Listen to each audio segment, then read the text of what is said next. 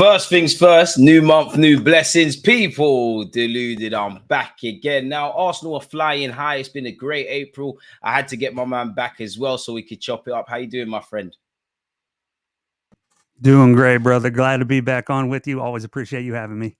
I appreciate that, and I appreciate you for being in attendance again. I can see a smile on your face. How do you feel as an Arsenal fan with it being May and the April we've gone through? Let's start there. I mean, it's hard not to feel good. At the beginning of the year, this is what we wanted. We wanted to still be in contention for the title when we were hitting April and now into May. And that's what we've got. Now, would we like to be up more than we are? Of course Amen. we would, but 5 games to go, you're right in the mix and you have a chance to win it. It's hard to not be happy about that. Like you said, it's hard not to be happy. I want to ask you, because it's a question that I've kind of been going through myself. I know we can't help but dream with only a couple of games to go, but how much do you feel, if it was a factor of learning from last year, that plays a part in what's left of the games? See, I think that part's massive. You almost can't understate how important it is to have an experience like that coming down the stretch against an absolute juggernaut of a team like City that, Yep. at times look unbeatable, and they may prove to be unbeatable this season. But I think you've seen over the last couple of games the resilience the team has, and that's all built up over not just going through it last year, but just general growth and maturity of our young players. Because we have the youngest team in the league for a number of years. We're not this year, but we're not far off. So to have guys that have some experience, getting some Champions League level experience, all of that sort of plays a factor in being able to withstand these difficult title races. And the last couple of games are ones we could have potentially dropped points. And I think a lot of people would say a year ago, maybe we do drop points in. This year, different team, different mentality. They go out there and get the job done, even when we're not at our best. I wanted to ask you a question, because you just said it there and it sparked something in my brain. How confident are you in catching City, or better yet, City slipping up? And almost a twofold question, because lazy analysts of the season will say, oh, it's another season we bottled, even though it's clearly one of progression. If we wasn't going to win the Premier League title, how would you feel then? If we win out and we end on 89 points and that's not enough to win it, it's hard to be. I mean, we're obviously not happy, but it's hard to be upset with that result. 89 points is a lot of points to have in a Premier League season. It wins the league about half the time. I put up a tweet maybe one day last week. I think that's why I asked you. I saw it. Yeah, about 55% of the last 20 years that would have been enough to win. So just over half the seasons. And City's just changed the way the game is. Unfortunately, they're just so good. And I'm sort of in two minds when I say that, because on the pitch, the players are fantastic. They've got an unbelievable system. They've got a great coach. They execute. They do everything. But sort of underlying that, and this isn't necessarily the players' fault, we know how they got there. They built a team that's facing a laundry list of a lot of charges. I mean, it's a lot of charges that we hope are adjudicated soon. So, it's very tough when you're doing things the right way to beat a team that's not doing things the right way, that also has all that talent and power behind them. It is difficult, but I'll be happy with it. And as far as bottling it, this is the thing that gets me agitated when I see people say it. Like right now, if we say Arsenal's top, people say, no. City has games in hand. They never lose. City is top. And then they went out and beat us. Then they'll say, no, you bottled it. It's like, well, it can't be both. Either they're top or we're top. Yeah. We can't bottle it if you're telling me they're already ahead of us. So I get a little irritated by that, but I know that's just people online who that's the conversation. Everybody wants to take digs at one another. So I get it. But if we go 89 points and come second, it's hard to be. It's not, in my eyes, it's not a failure, because that's a result I think we all would have loved to have to start the season. I think you said it there. It's one where, of course, we'd love to win the Premier League title. Mikel Arteta has not shied away from that. And I feel in the last few months, you can't ignore what the elephant in the room is. He is a bit like Arsene Wenger in that he kind of plays down questions. But as, we go on in the season and we're clearly playing well, there's only so many times you can sway away from it. And I think he's been very aggressive in it. And I do think what us fans sometimes forget in that all of this has to be a means to an end, essentially, as much as I love the process and can comprehend that, we're not where we want to be. But then I have to ask you, and it's almost like Arsenal therapy for myself, because on one hand, Mikel Arteta is doing great. The players are doing great. Everything is great. We're almost, in many ways, the second best team in the Premier League, because City are City, but almost the best in many other ways, really, or the best of the rest, have you. If it's near enough impossible to beat them, yeah, and on one hand, we're saying, obviously, Mikel Arteta is developing a team, then how far does the optimism go if City are going to win it and be on a 4-peat and all of these things? Yeah, I mean, it is tough. I mean, all we can hope for now is just incremental improvements, which are never guaranteed. as soon as we start improving over the last couple of years, it's been sort of a meteoric rise. We've gotten better really, really quick. So everybody's mind just kind of assumes that that's a linear progression. If we're right here this year, we're going to be here this next year, the next year. And it doesn't always work out like that. So, we're hopeful that it was. And I think the way we've restructured our team with the younger players on long-term contracts, we're building. So hopefully for at least the next 3 to 5 years, we will see that incremental progression. The hope is also that City's going to have to come down a little bit, because when you get teams that are scoring 90 plus every single season, super consistent, ridiculous. It's crazy. And the thing is too, when I watch City play this year, and it sounds silly to say it, I don't feel like they're as good as they have been in the last few years, 3 years, 4 years. And they're still potentially. That says everything as well. Yeah. We're having our best league season in 20 years. They've looked okay by their own standards, and we still might not get it done. It just shows you how far off the charts they've been the last half decade. Yep. Probably even touching how long's Pep Guardiola been there now? I want to be conservative, say about 8, but it could be much longer. It might even be 12. I don't know. It feels like he's been part of the furniture. And you're right in that the most we can do is try and maximize our resources essentially and hope for the best. Personally, though, I will look back at some of our fixtures last year, at the end of 2023, and think what could have been, even if we won just 2 of them, being 6 points, essentially ahead at this moment would be great. So saying that, you touched on the players. Obviously, the players are the ones that play and whatnot. What have you made of Kai Havertz? Because it's fair to say, he's probably, had the best week he could have had as an Arsenal player. Yeah, he's been unbelievable the last, I think in the last 8 or 10 games, he's got double-digit goal contributions. So he's been firing on all cylinders. Having a great run of form. Yeah, absolutely. As good as we've seen him. I mean, you have to go back to his Leverkusen days to see an output like that from him. And obviously the competition he was facing there was considerably weaker than what he's got now. I think he's done well enough. I still think we'll target a striker and attacking player in the summer. But he's playing well enough that I think he's kind of brought that into question for some folks. I still think we will, but when you're putting in, more goal contributions in games you're playing on an extended period, he's making a good argument for himself. So it's a good problem to have, to say, is somebody playing so good we don't need somebody in that spot? That'd be dangerous thinking. But he's been phenomenal. For me, the last month or so, he's been, our player of the month, if you want to call it that. But everything you would ask him to do, he's done. And he's just been exceptional and consistent at it too. So something we've been looking for in that position for a long time. Because, up front when we had Alba, he's got a little, I'm not comparing the players obviously because they're not on the same level, but he's a little bit, Alba was like Erling Haaland. He either scores you goals, he's not scoring, he's not involved really. Or he does nothing. And with Havertz, his energy level is off the charts. Fitness level, he runs, he presses.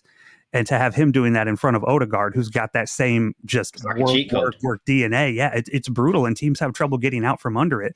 So the benefit of him is he does so many things well when he's not scoring goals, and now he's also scoring goals. So it's going to be tough to displace him in the lineup, I think, for a little while here.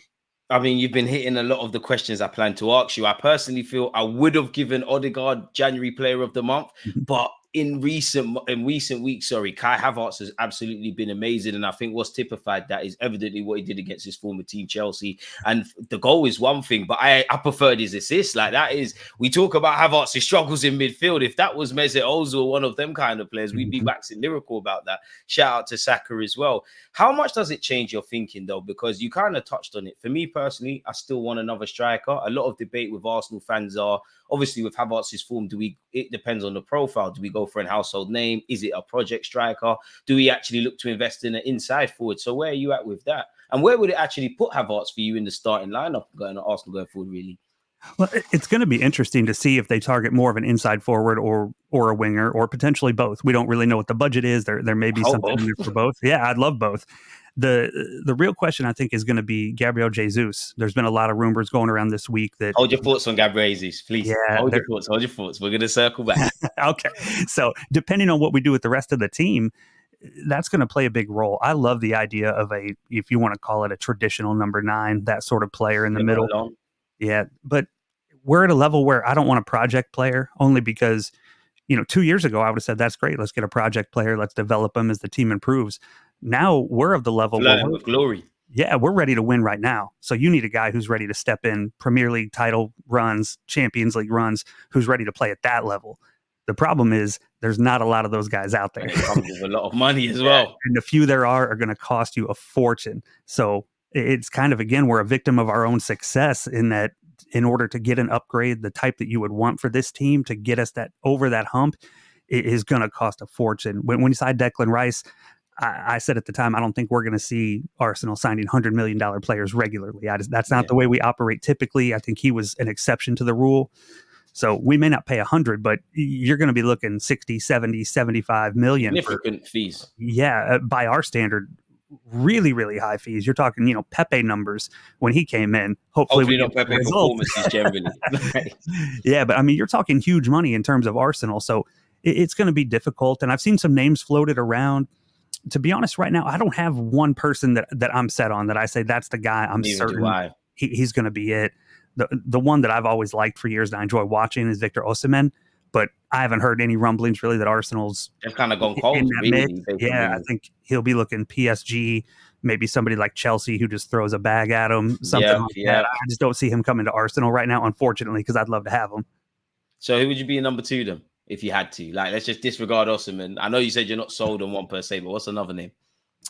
I think Gyökeres has gotten a lot of talk, and lovely looking player. I like him. It's the reasons I wouldn't want to sign him aren't really about him specifically as much as the situation. He's a guy who's 25 years old, and he just moved teams last summer, and the best offer he had was Sporting at 24, 25 years old. That's not a great look for a striker when you're trying to compete in those major competitions. He's also, his goal scoring this year is off the charts, but he's wildly exceeded his XG for the season. Now, the question is, can he duplicate that?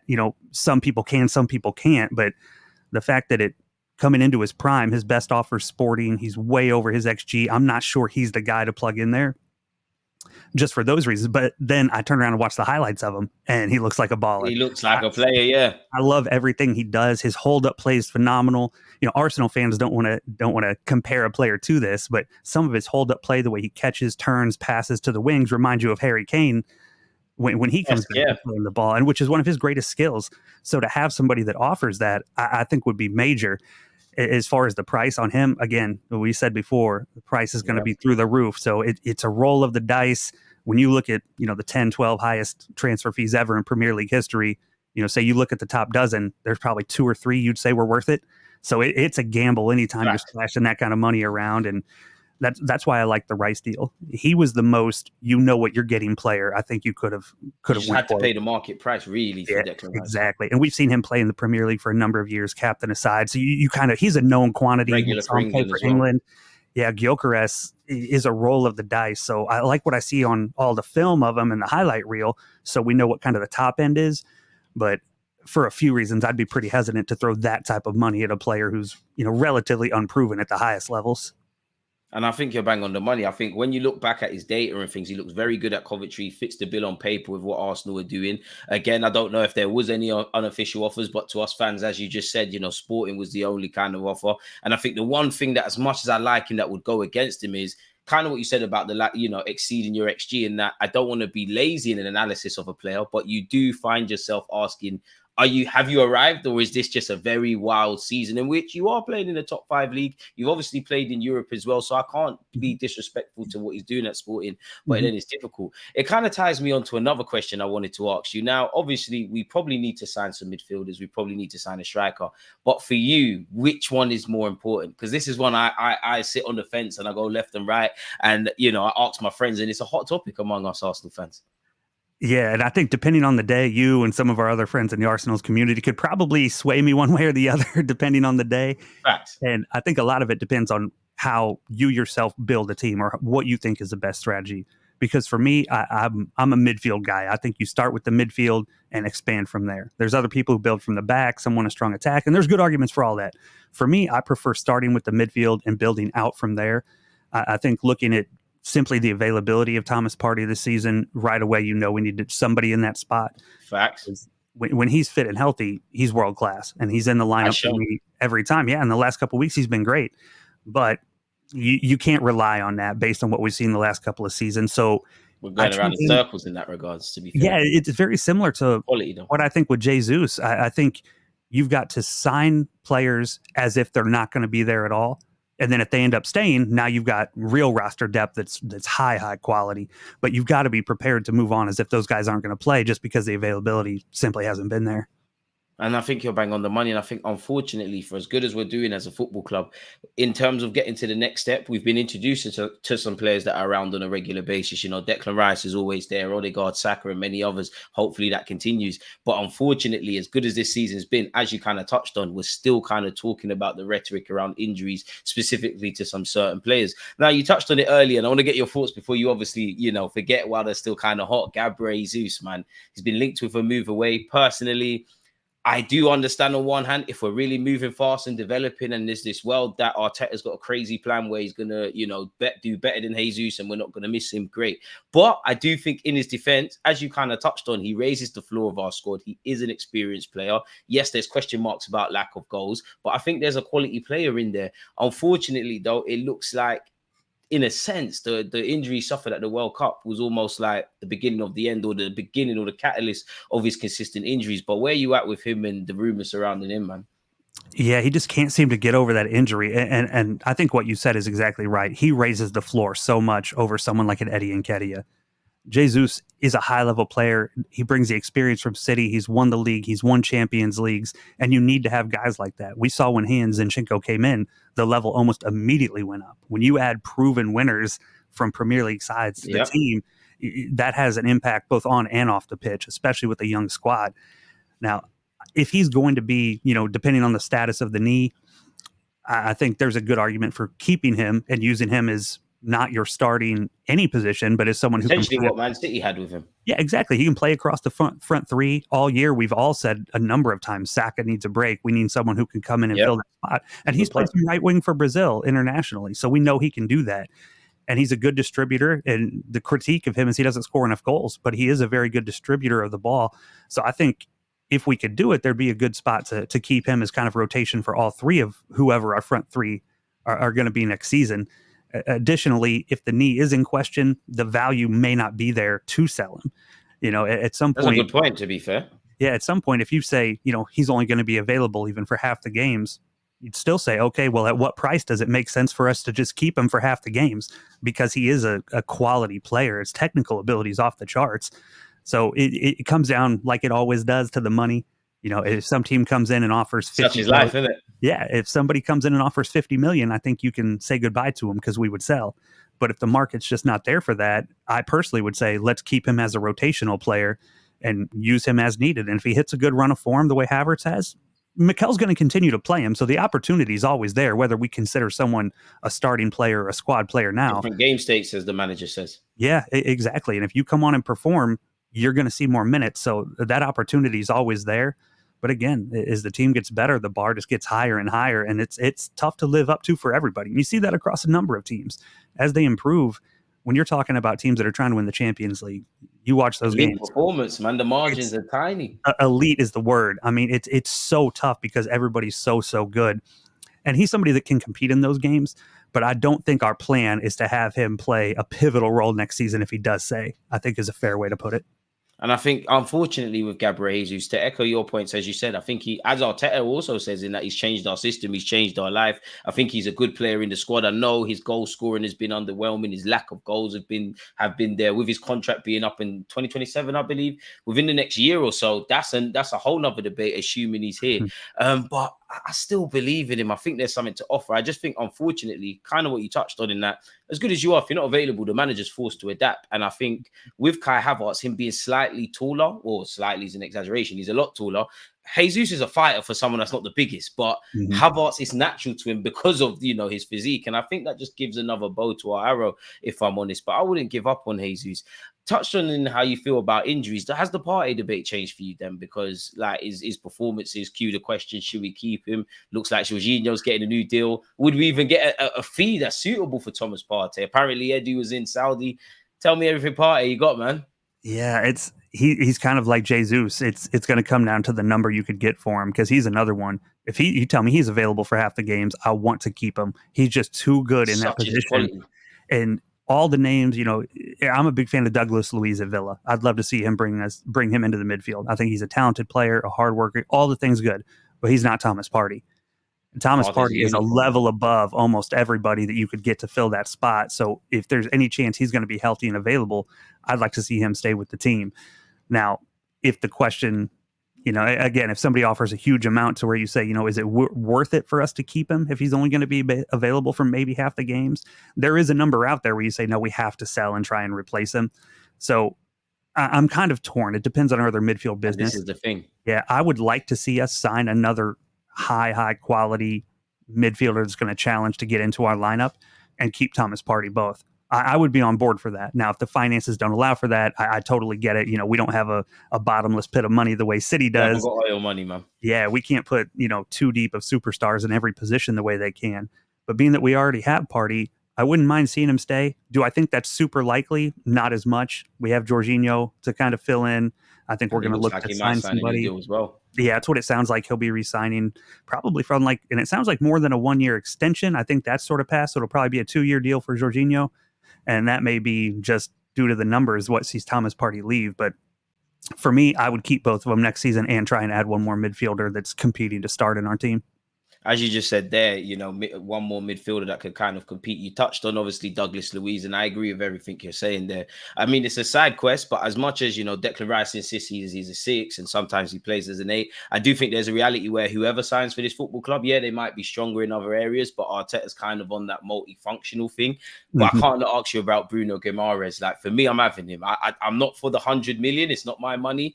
Personally, if there's a lot of money to spend, I don't know where I stand on if we were talking 100 million for a striker or a central midfielder. I'd probably lean towards the striker. But if you could get people better than Partey, to kind of go back to what we're saying, it comes with those fees. But where you at with Guimaraes, man? Quality player for me. Man, there's no question the quality. I can't stand the guy. I feel like he's one of those. A bit like Ben White. If he doesn't play for your team, you hate him. That's exactly it. If he's on your squad, you probably love him. When he got knocked down, just chases down Jorginho to elbow him in the back of the head. That's one you're just like, already, Arsenal fans are gonna hate you from here on out. You have a lot of making up to do. Yeah, and of course, as football does, it turns around, and now potentially a team you could go to, and if he comes here, he's going to be trying to win people back over. But at the end of the day, and this is the way I think Arteta views it too, he doesn't care about the perception that you and I or anyone else has. He wants quality footballers, and if there's a deal out there that could bring Bruno Guimaraes to Arsenal next season, I think he would want to jump on it, because all the things that people dislike about him have nothing to do with his ability. He's a phenomenal footballer. It's got nothing to do with the actual football, yeah. It's all that ancillary stuff, which, is fair to critique. I didn't like it when he elbowed Jorginho in the head. I don't like a lot of this. Should have been sent off. If I remember right, he didn't. Yeah, but think about right now, all the Manchester United fans, if you ask them today, what do you think of Ben White? They'd say they can't stand him. He's a cheat. He's an agitator, all those things. But if they could sign him this summer, you better believe they'd all be showing up tomorrow, in their Ben White. The money be in your account now. 100%. So I think he's kind of in that same mold. So if he was available, I think he's one that fills that role, and he's not less than Thomas Partey. I think Partey at this age and Guimaraes at his age in his prime are fairly comparable in terms of quality. And a midfield 3 where you're starting Odegaard, Declan Rice, and Guimaraes, Thomas Partey is the extra. I mean, that's a Champions League quality midfield. That really is. That's a class midfield that could, you're talking about the things we want to achieve. That's a midfield that could get it done. I think it's almost a question that goes under the radar, and it's one that my friends asked me, and I had to think, wow, there's actually something. As much as we're talking about, Declan Rice or a partner for Declan Rice or someone to be playing the pivot, do you think we need another 10 where Martin Odegaard is? I know we've got Smith Rowe and Fabio Vieira, and that's another debate in itself, but do you think we need more depth there? Because you could argue we lose a lot if Odegaard, thank the Lord, doesn't play. Yeah, we've been exceptionally lucky this year that all of our guys we need have stayed healthy. We've had a really good run on injury overall, and it's almost impossible to find a deputy for Odegaard, because anybody who has the quality, even in the realm of the quality he has and ability that he has to do what he does, is never going to go to a team where they're going to be a deputy. Yeah, you're going to be second fiddle, yeah. Yeah, he's the captain. He's not going anywhere. He's first name on the team sheet. Just signed a new deal. Yeah, so anybody even remotely close to what he does is going to go somewhere where they're the locked-in everyday starter. No one's going to want to come sit behind Odegaard knowing that he plays 90 minutes every time out. So I almost think you've got to have a second style of play for when Odegaard isn't there. That's a good point. And utilize people a little bit differently. I think that's one where I hate to take him out of position because he's so good, but I think if you want someone who has a really high technical quality, you'll see some of Saka maybe dropping back even more in a game that Odegaard is out and filling some of those spaces. And I think that makes sense because there's just no replica for Odegaard out there. There's no duplicate you can get that's Unless going you to got the person like the poster behind you. Right. Yeah. Yeah. Exactly. And we don't have one of those who's going to want to come sit on the bench for 37 games and just get 10 or 15 minutes on the back end. So he's so good you can't get a good deputy. So I almost think it's just on Mikel to say, and we may already have this and just not know it yet because we haven't had to use it. Yeah. But we may have a not completely different, but a little bit different system for when Odegaard's not in the game that we'll implement if there are games. I think it's Havertz in that role. I could see that too. I mean, we've got. The nice thing is we built a team that's really positionally versatile. Almost everybody that we play regularly and guys that we've signed in the last couple of years can fit a couple of places. So it'll be an adjustment for sure. But yeah, that's a good example. We could see Jesus and Havertz both start, one in the midfield, one in the 9. And in possession, they kind of can just move around interchangeably because Jesus on the ball, tight quarters, technical quality. Does all that stuff anyways, yeah. Phenomenal. Him, Trossard, they both have that quality close control like Odegaard does. So I think you'd see a combination of guys trying to just pick up a little bit of what he does rather than just kind of a like-for-like replacement, because I just don't think there's any way to find anybody that could do it at the level we would need if he's out. I think it's a long way out and he's very young, but I think he'll get more first team football next season. I think Ethan long term could kind of not in that like for like role, but that could be something Arteta is thinking about, which is quite interesting. Again, Arteta is obviously a smart man. He's thought the conversations me and you are having, he probably thought about it 2 years ago, so we're all right. But where are you at with Fabio Vieira then? Because in fact, Fabio Vieira and Zinchenko, because many people would say Zini could play in the 10, and it's almost like kind of what I did today in that you forget Fabio is there as great as he is, and he was signed for 30 million quid or something in that region, similar to Odegaard. Yeah, he's just kind of been the odd man out.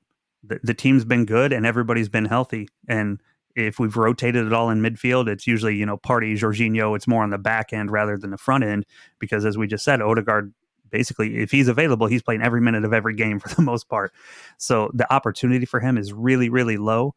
And he's been a little bit hit or miss in the times he's been here. He's had moments where you see a 30 million pound player. Very fluctuates. Yeah, he's a guy he's got a little El Neni in him. Every once in a while, he'll just bag a 25-yard banger out of nowhere and get everybody excited.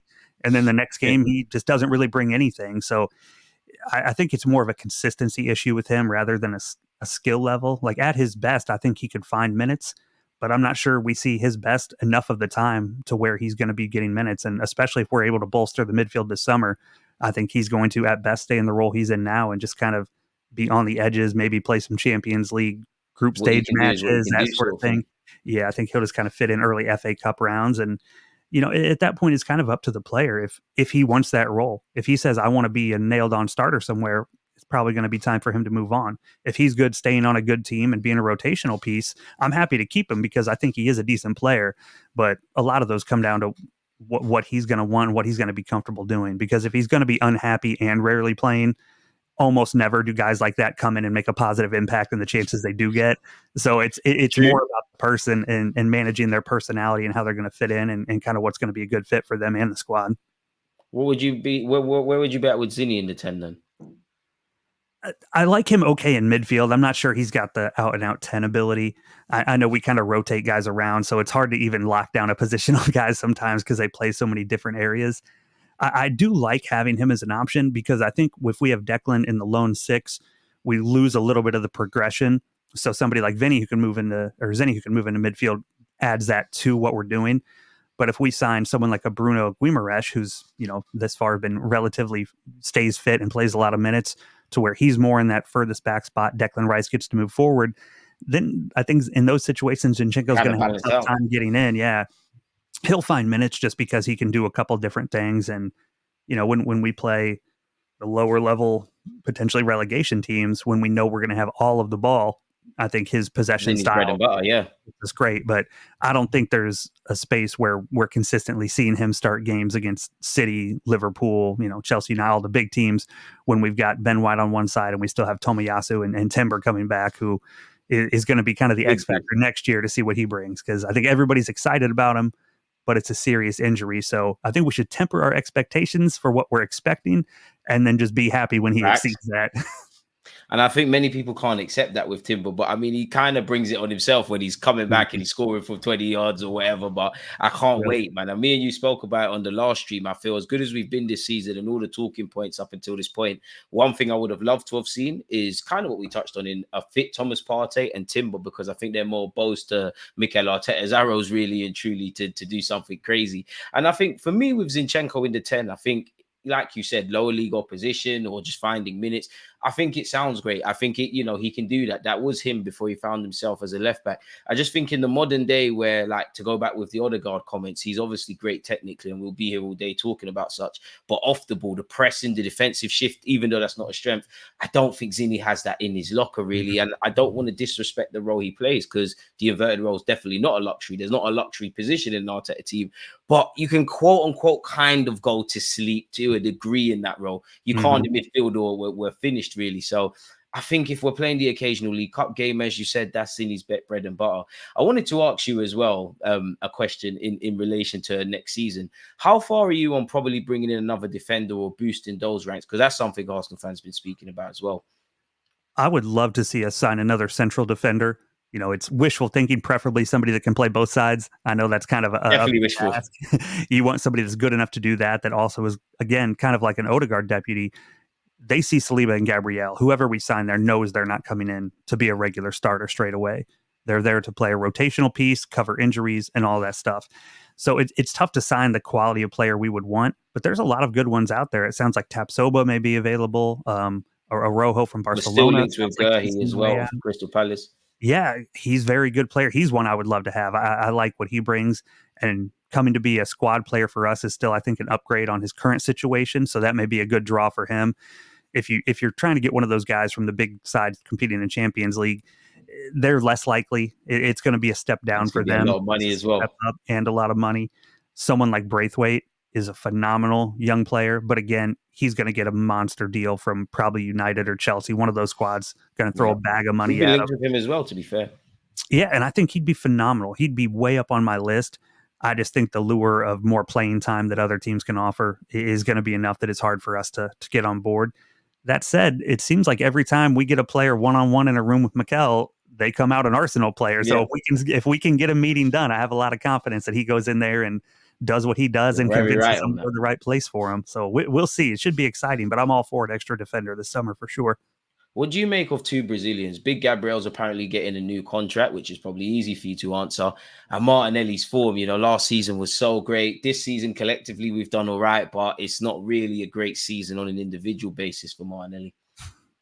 Yeah, Big Gabby, he's due the new contract, the bumper deal. I mean, he's been, in my opinion, I've said a number of times this season, I thought he's been arguably the best defender in the Premier League over this entire season.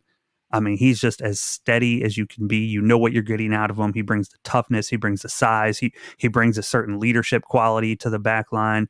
And I think Saliba really likes playing next to him. That pairing has just been so good. And they've been fortunate that they're both available and they've gotten to play a lot of games together side by side. So I think it was a no-brainer to get him on a new deal before, he starts getting tempted or calls from other places, because they would be coming in from every top club in the world. Even a rumor quickly as well. Yeah, if there was a rumor he was available, his phone would be blowing up with all the top sides trying to get him. As far as Martinelli, I love Martinelli. That's why I asked you, because you're part of the fan club like myself, man. It's hard to see what's going on. It's hard to not love him. I mean, you talk about like humble stars. He has that potential to be. Last year, his numbers were off the charts. This year, it's come down a little bit, but the team as a whole is performing just as well. We're still scoring a lot of goals. And even when he's not scoring, he draws so much attention with his pace. You cannot leave him in any space. And I think just him being out there in the wide position kind of holds the defense open a little bit and prevents them from packing in and limiting space for our interior players. So he's just such a weapon. And then we've seen a couple times Raya with the long ball, somebody in our backline, Gabriel with the long ball. He's unbelievable. You almost can't leave somebody 1v1, because if the ball's over the top, nobody in the league's outrunning Gabriel Martinelli to it, and he puts you under pressure. Yeah, exactly. I don't think anybody in the league has a better little highlight reel against Trent than Martinelli does. Every time we play them, he just turns them inside out. Every time down. If Alexander-Arnold's out there, he's calling for help or he's getting toasted.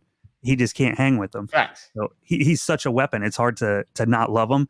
And he's one, I hope, the core we've built has shown such an ability to play well together and improve season over season in these last two. We forget these are still young guys.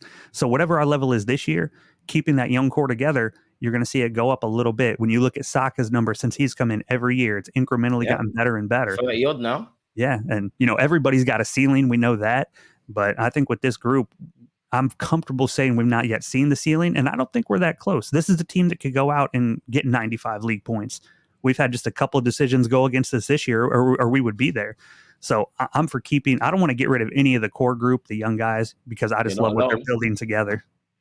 You're not alone at all. I think the only young guys I would probably be open to moving on is, unfortunately, I don't want to say it, but Emil Smith-Rowe, Reece Nelson, Eddie Nketiah, unfortunately with them, and I'm not forcing you out the door, it's just a case of needs must. I wanted to ask you another question, because I feel when we've played against Spurs and Chelsea in particular, and it definitely in relation to Chelsea, Spurs sounds silly because we were 3-0 up at half time. Now, on one hand, I just love the fact that we're getting through in these games, we're getting the 3 points. Where we're at this season, at the end of the day, performance levels are not going to be the highest. You just need to get it done. Arsenal shown they can win ugly.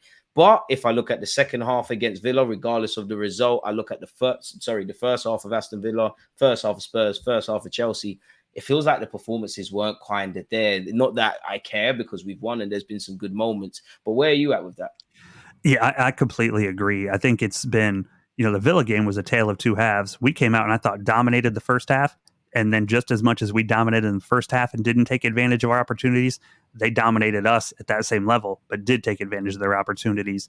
Facts. And teams like Villa in the Premier League, it's unrelenting. Teams are so good. The margin for error is always small. On the positive, as you said, getting 3 points against Chelsea, and especially the Spurs game, that first half, if you don't look at the scoreline, you would watch that half and objectively say, we definitely didn't play our best football. Yeah, we took advantage of silly chances, which I'm not faulting. Yeah, which we've always been upset because it's been people doing that to us the last couple of years. So to turn around and do it to them when we're not playing well, and then look up and say we're 3-0 up at halftime was phenomenal. The levels. Yeah, the thing that stood out for me, we had so many errant passes where we're usually just crisp, we're connecting, we're connecting 85% of passes at halftime, we're just cruising. And that game, it just felt like everybody was just a little bit out of sync, and we just kept giving them the ball back. So we were really fortunate that we did take advantage of those opportunities, because it got tight there at the end. And mate, that last 10 minutes, wouldn't wish that on my worst enemy. Oh, it's brutal to watch, especially knowing the title run that you're in, and just any deflected ball that ends up in the back of the net can end your title hopes. So the fact that we saw that one out, didn't play our best, and came away with 3 points is massive, because in years past, we definitely haven't been able to do that when we needed to.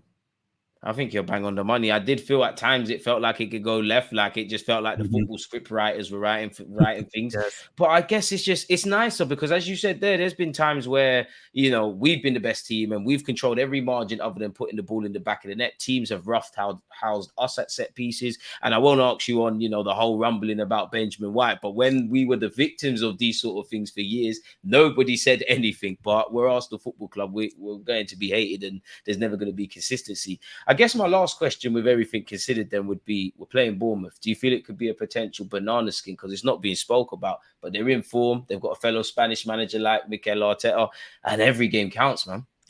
Yeah, they're definitely not a walkthrough. They're not a team you can overlook. Staying a day at the beach.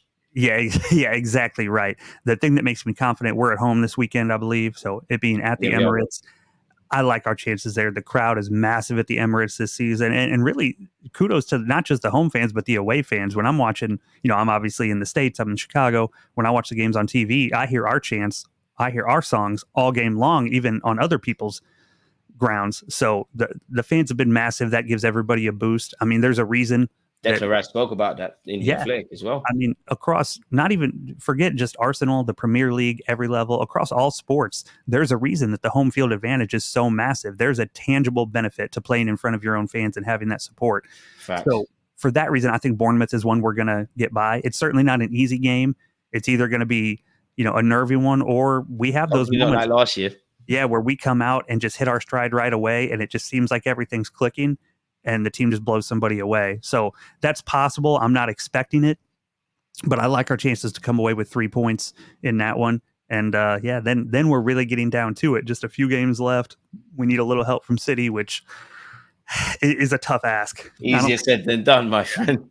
I mean, I kind of look at it two ways. This year, they've dropped points in 10 games of the 32, 33 they've played. So 1 out of 3, they've dropped points, and they have 5 left. So there's a chance they do it. But it's City in April and May in a title run where we see them consistently just get the job done year after year. So I've got a little bit of hope, but it's certainly not an expectation that I think they're going to drop. But if they do, that's the point that now it is on us. It is going to be bottling. If they drop points at the end of the year, because we just need them to draw one game, not even lose. We need them to draw one, and we're there. So if they draw one game and we don't win it, now I'm okay saying that we missed our chance, that we blew it, because this tight, when you're down to 3 or 4 games, if you don't take advantage of your opportunity, now it's right within sight, man. Yeah, it's right there. If they drop points, we have one hand on the trophy. So if you don't win it from there, now it is our fault. We did mess up. There is some fair criticism, I think, to be made at that point. Obviously, I'm hoping that doesn't happen. But if they draw one game, it's going to get exciting the last month or so. So how do you feel about the Old Trafford game? Because on paper, we should be battering Man United, but one consistency in an inconsistent period for them since Ferguson's left is we hit one day, really. And as much as I like getting something out of City and Anfield, where Liverpool and City are concerned, we need to cross that territory and win in these grounds. And it's been and gone, but it'd be nice to, if we are really going to do this, to win there. And I'm only 29, but I've seen my team win the league at that ground. So it'd be nostalgic for me. But where are you at with that fixture?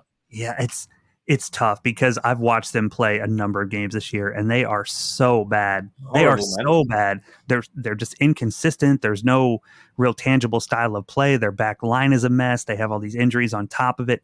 Everything about it looks. Oh yeah, he's a whole other thing. But every time I watch them play, I think, man, this is maybe the worst Man United I've seen that I can recall. I mean, they're just terrible in all phases. In attack, they're terrible. The midfield's not great. Their defense is an absolute mess. And it's almost we have too many things going for us that it makes you a little nervous. I mean, this season we just spoil all day. Yeah, we've scored the most. We've conceded the least. Everything we've done, we've not dropped a point to a top 6 side all year. We're 9 games in against the other, traditional top 6. We haven't lost one yet. But those are the ones that make you nervous, as you said. When everything points one direction, football's funny like that. Sometimes, something just goes sideways. And as bad as they've been, Bruno Fernandes is one of those players who he's got world-class ability in him. Now, typically, he's one of those guys that he's really good in a good team. If you put him on a Champions League team, he looks world-class. You put him on a bad team, he looks like he doesn't want to be there, and he's a bit of a crybaby, and he's not somebody I would want on my team. But he has it in him to score goals and make things happen. What's working for our favor is most of the times he sets somebody up, they aren't able to finish it because Wayland's been terrible this year. Rashford's off of it, and they've got problems from top to bottom. That's what makes me nervous. Is that you look at that game and think it's one we should absolutely dominate in every phase, and that's cause for concern because it just sometimes it doesn't work out the way you think it would or should. And I think you're bang on. That was gonna be my last question, but just because we're on the topic of Man United, something I see on Twitter amongst Arsenal fans, would you take Marcus Rashford? I think there's a player there. I mean, when we've seen him at his best, he's good enough to play in a team that's competing for trophies. But I think he's on huge money. He doesn't really. He'd be the highest paid player on our team.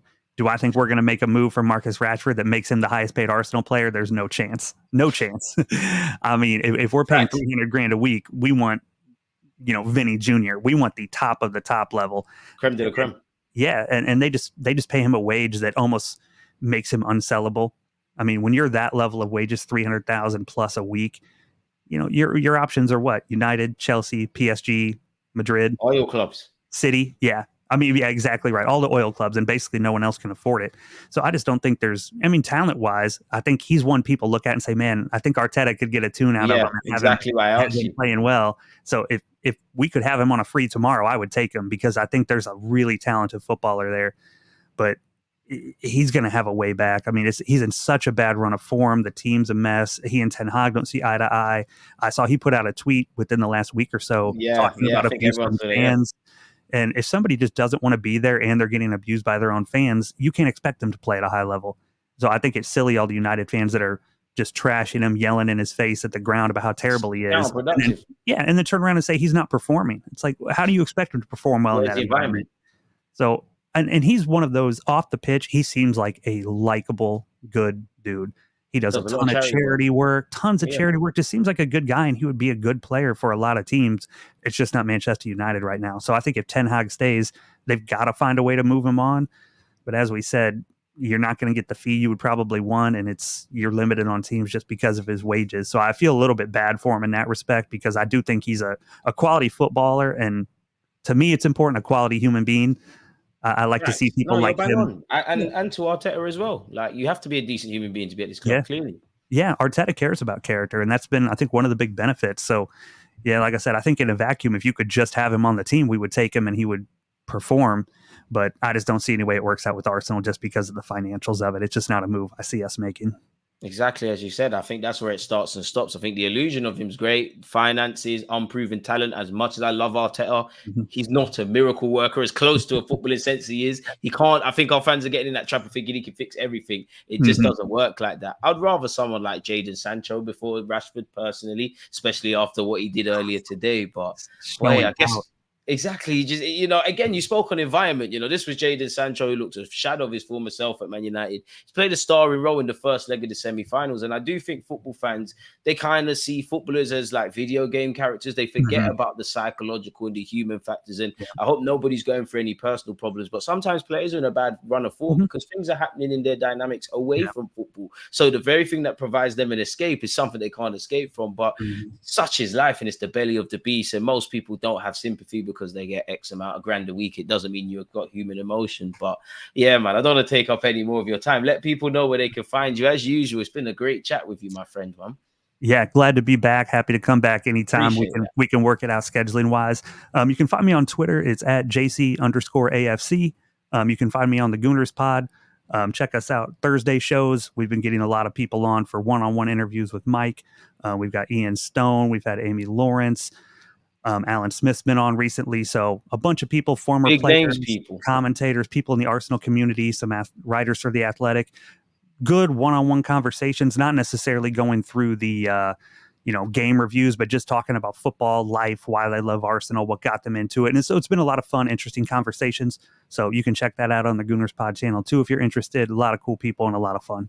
I mean, come on, man. People, check that out. Look at the A-listers he had on, man. I'm going to actually go and watch the Amy Lawrence one when I can find the link. So, yeah, people, all the information will be in the description. Again, the channel will be tagged if you're that lazy. All you need to do is click buttons. Jay, let me let you get out of here, man. It's been appreciated, man. Hopefully the next time we speak, the good times are still going on for Arsenal. But people in the chat, let us know your thoughts. Don't forget to like, comment, subscribe, follow, and support the channels. And for now, I'm out. Peace. I think it's like